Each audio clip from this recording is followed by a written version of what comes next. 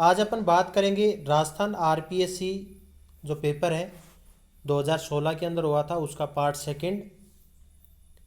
Question number 16, to avoid pulling the urinary catheter nurse should tape the catheter on patients. बहुत ही important है, maximum time पे ये question repeat हो चुका है। A foot, B hind leg, 3 lower thigh and D upper thigh. तो right answer हो जाएगा option 4 upper Thai.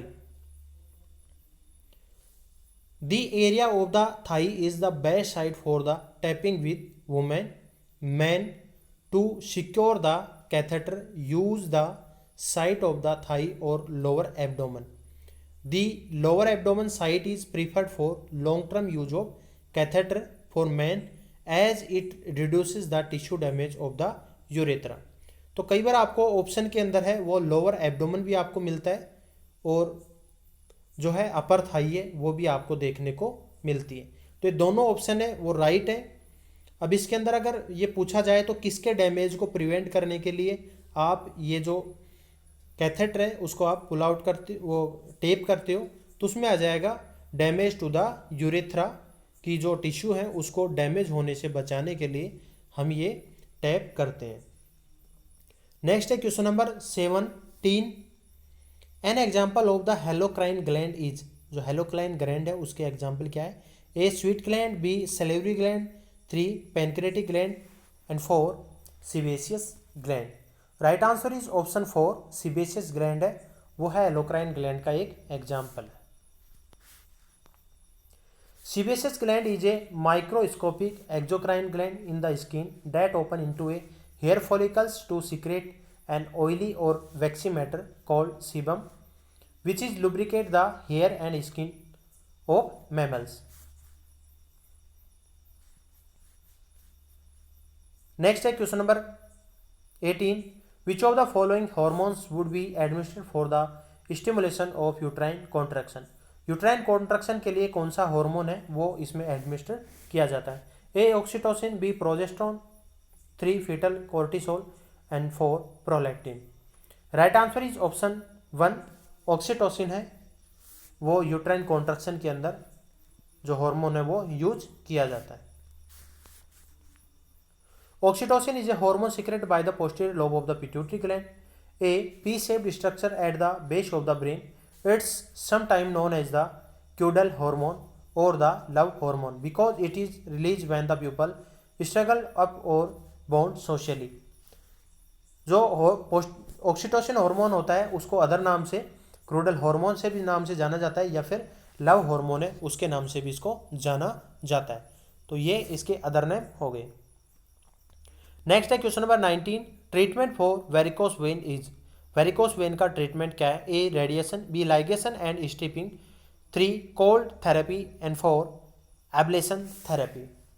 Right answer is option 2 ligation and stripping is the treatment of varicose vein. Larger varicose vein are generally treated with ligation and stripping, laser treatment और radio frequency treatment. In some cases a combination of treatment may work best. Smaller varicose vein and spider vein are usually treated with sclerotherapy or laser therapy or your on your skin। अब इसमें option में आपका जो question है उसमें थोड़ा सा changes ये भी हो जाए। अगर लार्जर वेरिकोस वेन का पूछे तो उसमें आप लाइगेशन एंड स्ट्रिपिंग, क्योंकि ऑप्शन के अकॉर्डिंग है इसमें कुछ भी नहीं पूछा था तो वहाँ पर ऑप्शन लाइगेशन एंड स्ट्रिपिंग दिया हुआ था। या फिर इसमें लेजर ट्रीटमेंट है, रेडियो फ्रीक्वेंसी ट्रीटमेंट है। अगर जो क्वेश्चन है उसके अंदर पूछा जाए स्मॉलेस्ट जो स्मॉलर वेरिकोस वेन है उसके लिए क्या ट्रीटमेंट किया जाता है, अगर पर्टिकुलर पूछा जाए जिसमें कि आपको लार्जर का भी आपको ऑप्शन दिया जाए तो वहाँ पर आपको डिफ्रेंशिएट क्रिएट करना है। तो स्मॉलर के लिए आपको कर देना है स्क्लेरोथेरेपी और लेजर थेरेपी आपको कर देना है। नेक्स्ट है question number 20, crowning is seen in which stage of labour. जो क्राउनिंग है वो कौन से स्टेज के अंदर आपको देखने को मिलता है? A 4th stage, B 3rd stage, 3 2nd stage and 4 first stage. तो राइट आंसर हो जाएगा ऑप्शन 3 है इसमें। सेकंड स्टेज के अंदर आपको क्राउनिंग है वो देखने को मिलेगा।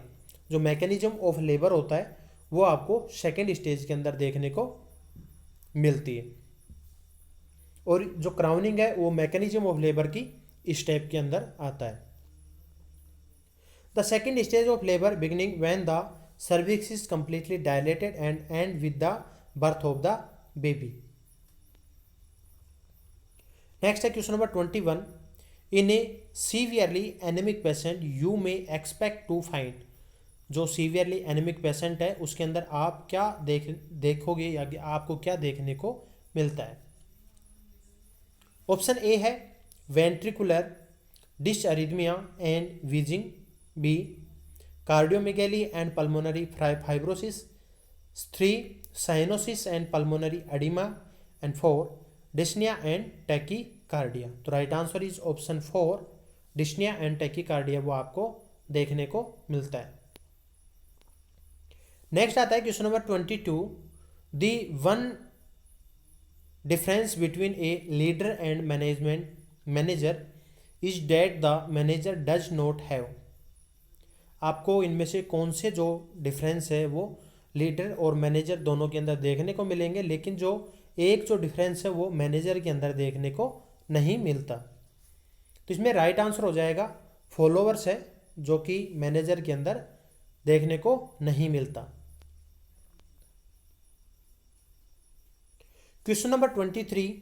A team member who does not want to contribute for fear of making a mistake is A controller, B passive members, 3 criticizer, and 4 pleaser.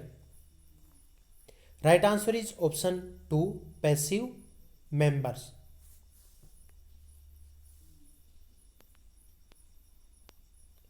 Next है question number 24. Insulin is use to assess the function of. Insulin है वो किसके function के लिए assess किया जाता है? A gastric, 2 kidney, 3 thyroid and 4 liver. Right answer is option 2 kidney. Insulin resistance is a known complication of end stage of renal disease that also appear to be present in earlier stage of chronic kidney disease. Next है question number 25. Post operative position following cleft palate repair is a on the side, 2 in an infant seat, 3 prone and 4 supine. Right answer is option 3 prone.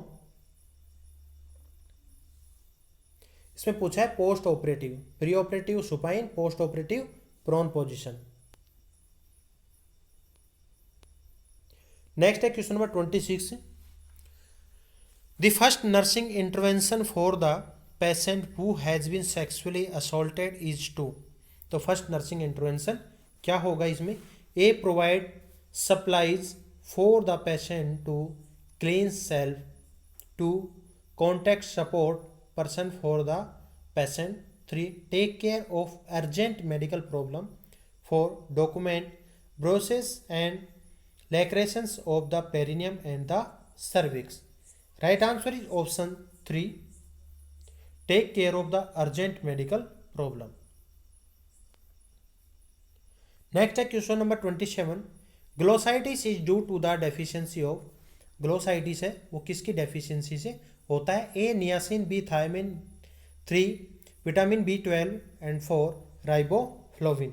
Right answer is option 4 riboflavin की कमी से glossitis होता है. Redness and swelling of the tongue is known as glossitis. Vitamin B2 chemical name is riboflavin. Next है question number 28. The solution use for barium swallowing is. जो barium जो मील x-ray जो अपन करते हैं पेप्टिक अल्सर में, जो कि मतलब ईसोफेगस स्टोमक के जो भी कोई अल्सर फॉर्मेशन होता है उसको चेक करने के लिए अपन बैरियम मील वो एक्सरा करते हैं, जिसके अंदर की उसकी जो अंदर की जो इमेज है वो अपने को देखने को मिलती है. तो उसके अंदर जो बैरियम जो स्वेलो करवाते हैं वो कौन सा जो सॉल्यूशन होता है जो कि अपन पेशेंट को स्वालो करवाते हैं।